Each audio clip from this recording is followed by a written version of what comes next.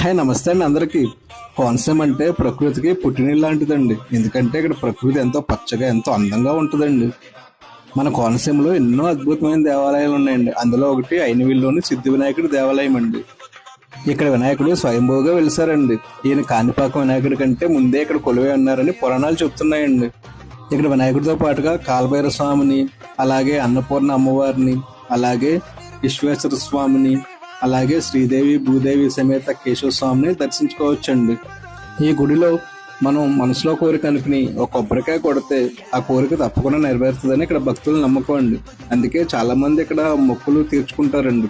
ఎవరి స్థాయిని బట్టి వాళ్ళు ఆ కోరిక నెరవేరిన తర్వాత కొంతమంది ఒక కాయ కొడతారు, కొంతమంది 11 కాయలు కొడతారు, కొంతమంది 108 కొడతారండి.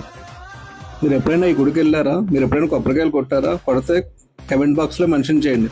అలాగే ఇక్కడ నిత్యానంద సత్రం కూడా ఉందండి. మీరు ఎప్పుడైనా